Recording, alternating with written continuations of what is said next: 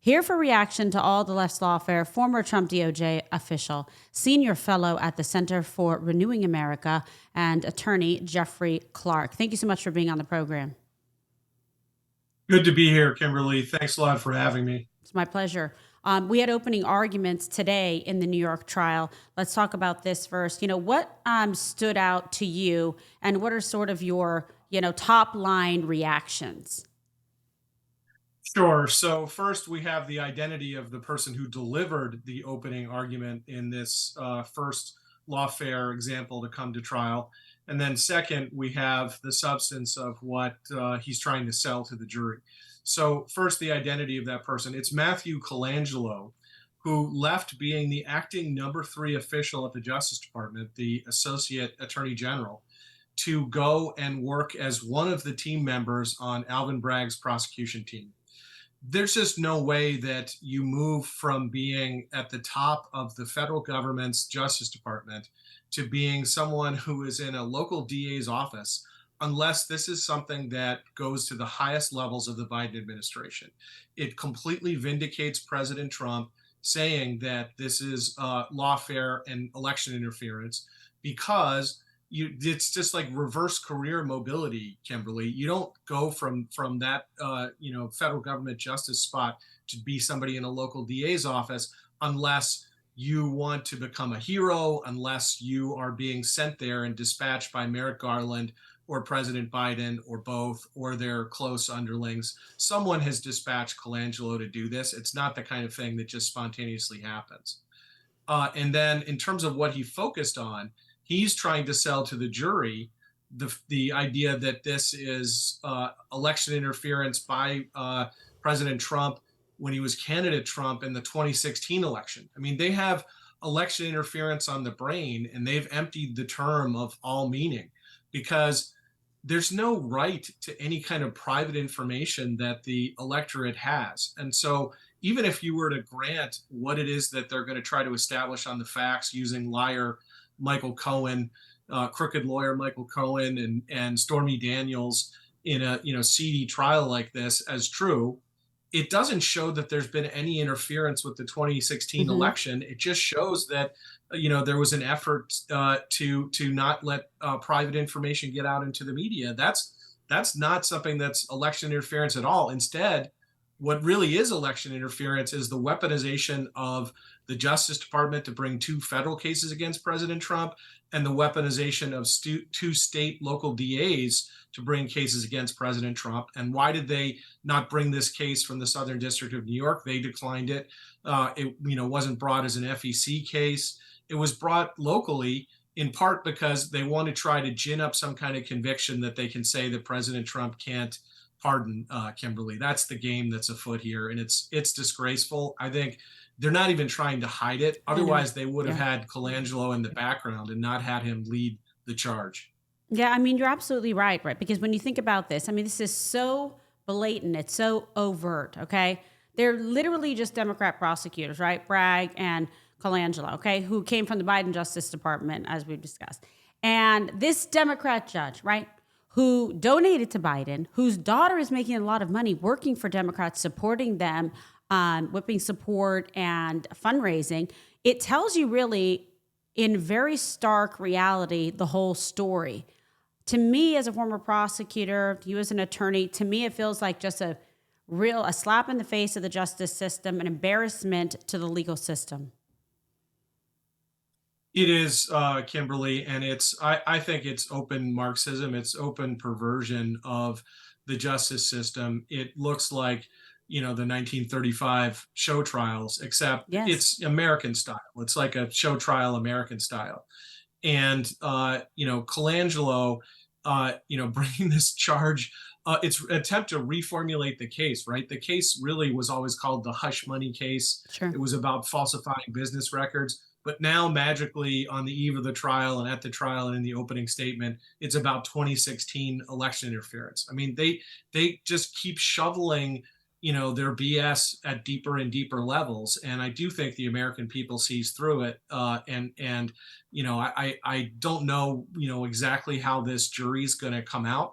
CNN is putting all kinds of people on to try to shore up this effort. They did make one big mistake, Kimberly. They put a former judge on the Southern District of New York, a federal judge, on CNN with Caitlin Collins, and they asked her about Judge Merchan and his daughter and the whole recusal issue there. And she said, "Look, I looked at the New York statute on this, and if you're within several degrees of consanguinity, in other words, like you're a blood relative of a judge, and you have a financial interest, then that's imputed to the judge, and the judge needs to recuse." We're talking about Judge Merchan's daughter, who's making Yes. millions off of attacking President Trump. And so, Caitlin Collins couldn't usher Judge Preska off of the CNN stage fast enough after she said that. Right. It's like, whoops. Yeah, no kidding. Yep. But the truth hurts, and people are just very dishonest. They don't want to face the facts of the reality. If this was the other way, can you just imagine? Just like sit back a second and say, imagine if they were doing this to Barack Obama. Give me a break. It's insanity that they're getting away with it.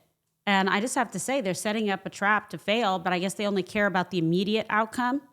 Because when this goes all the way up, on appeal, how can it survive judicial muster?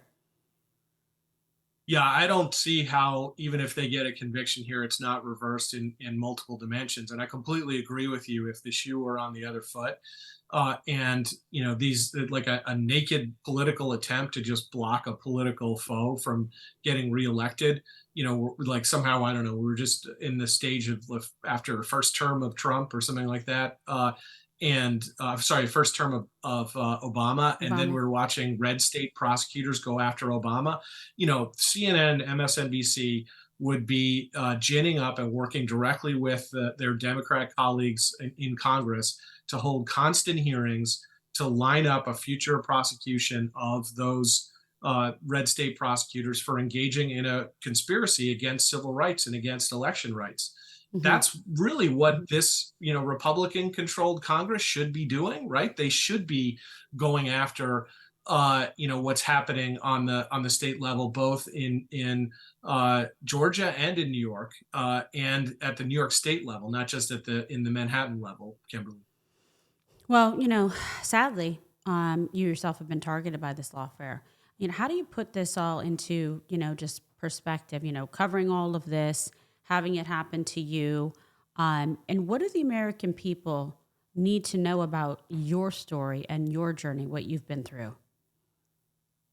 Sure, Kimberly. Well, thanks for asking about that. Look, I think we're in the later stages of a slow motion Marxist takeover, and we have to defeat this lawfare. I also believe we have to get President Trump back into office because they pretend as if they're the people who believe in the neutral application of justice, but they're not providing that either at the state level or at the federal level. Everything is coordinated here. And so, look, I've been targeted both in an attempt by the left to take my law license in DC. Recently, I had a trial about that wrapped up at the start of April. We're soon to be in the process of post-trial briefing, and then there's a multi-stage appellate process essentially that follows that. Then I've also been named as one of the 19 defendants in the Fulton County, Georgia action that Fani Willis brought. And look, one of the things we discovered there is in parallel to what's going on with Matthew Colangelo being dispatched to bring this Hmm. case against President Trump in New York City, which is that we discovered two things. Number one, that there are exchanges of documents between Fani Willis's office and the White House counsel's office, the Biden White House counsel's office. And then second, the New York Times even reported on this. Fani Willis asked for permission for my, former DOJ colleagues who, sadly turned their back on President Trump and on trying to investigate the 2020 election.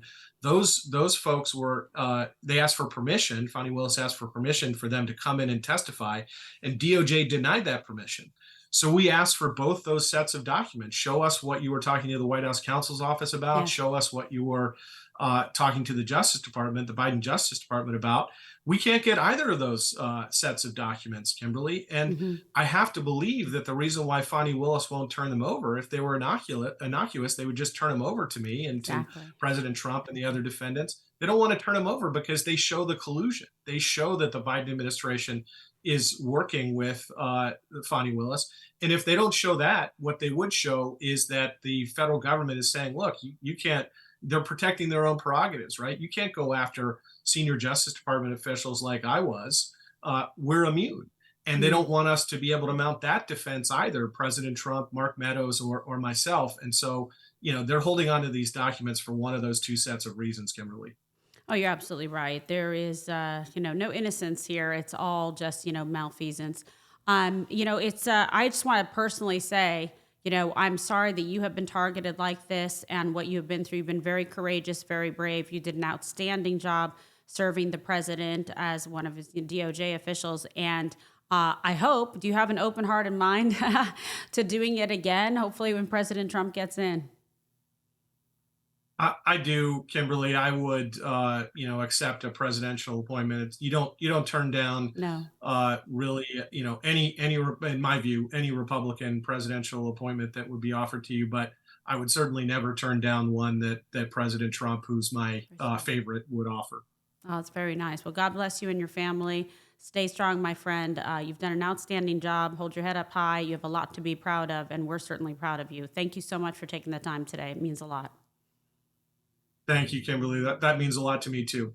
All right. See, you heard it right there from the man.